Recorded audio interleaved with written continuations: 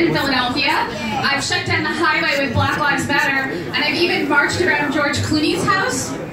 I held a sign that said, never forget, never return, bat nipples. He was hosting a $30,000 plate dinner party for Hillary Clinton. So the back of the sign said, Bruce Wayne wouldn't host a dinner party for Two-Face. So I like getting immediate results for marching, like catching 5K Pokemon eggs. That means I'm a marathon marcher. I don't drive, I just march everywhere I need to go. I've actually never had a driver's license. The instructor turned on country music radio. I had a 3-hour panic attack and never looked back. I hit a lot of cars, yeah, and my dad, but he deserved it.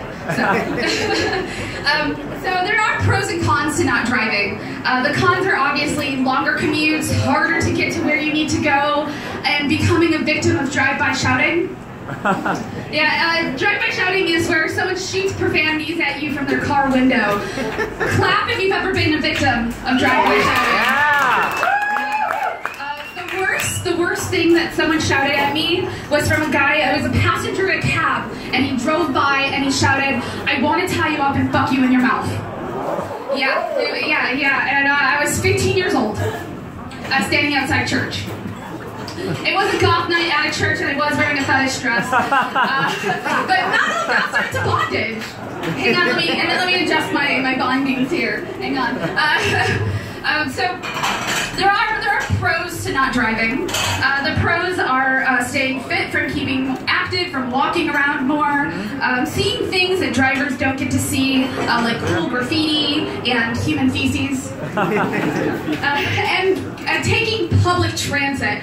I love taking public transit. The people, the experience, the 15 minutes of fame. I was once posted to a website called People of Public Transit. It's a website making fun of commuters.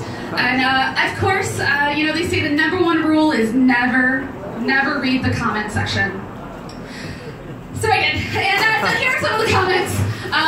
She looks kind of like an elven discount bin escort. She must have high hopes for employment. Hashtag sarcasm. And this one kind of stuck out to me. Oh my god! I went to high school with that freak. She had sex with a math teacher, gave herself an abortion, and kept the fetus in a jar. That was a true story. The rumor, not the abortion. It was a miscarriage with a science teacher. Duh, why else would you keep it in a jar? The rumor kind of started because I'm into weird things, and I'm kind of artsy. There's this one time where, for my grandfather's funeral, I made a sign that said, "Paul is now pulling God's finger." And it was in the window of my family's home, and so when people drove by, they noticed that my grandfather had passed away. At the funeral, I put a tiny, silly top hat on my grandfather's corpse before closing the casket, and at the cemetery, as family was throwing on Israeli dirt onto the coffin, me and my sister played Broadway music from our phones. It went something like this. Somewhere over the rainbow, Grandpa looks down as we freak out the rabbi, lowering Grandpa in the ground. So the extended family did not appreciate it, and the rabbi gave us dirty looks the entire time. But I know my grandfather would be sitting up on that rainbow wearing his plumber coveralls, kind of singing along and smiling, looking down at us. So I think it was very much my grandpa. It was very much, that's kind of his thing. So let's see. I get inspired by a lot of different things, and I walk around a lot. And I saw this sign posted on the wall that said, "Hey Brett, I need to get a hold of you," and then they left an email address. So this kind of inspired me to do this project where I would leave notes around the city, kind of like love letters. They would say, "Hey Brett," or common male name here, like Chauncey. And it would say, You forgot your blowjob last time. If you still want it, email me your dick pic at wantyouRightNow, but toofraidtosayhi@gmail.com. So I don't know what I'm going to do with all the thousands of dick pics I'm going to get. Maybe make a website out of it called like Dicks of Frisco or something like that. And the other idea I have is to make paper dolls out of them. Like, ooh, this one looks like it's an uncircumcised penis, and it looks like post-French Revolution Marie Antoinette. And this one looks like prom night Carrie. Covered in blood, of course. Yeah,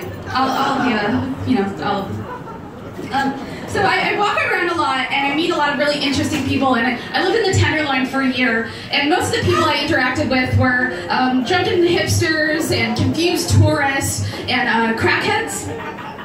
And I'm really naive when it comes to meeting new people, so my experiences are kind of something like this. Hi, I like your coveralls. They remind me of my grandpa.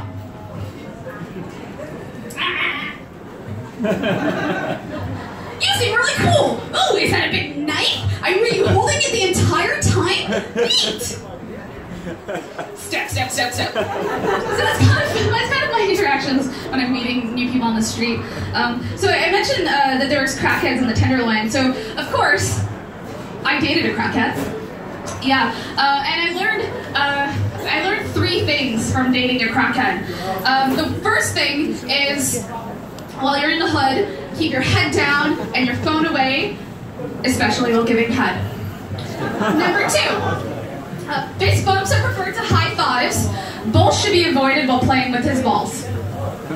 And number 3, if you see him go down in a dark alley, keep your head up and your mouth shut. This will protect your own neck while he's eating your pussy. So he would smoke crack and believe that he was Bobby Brown, and he would do these like dance moves. But at the end of the relationship, I needed a bodyguard.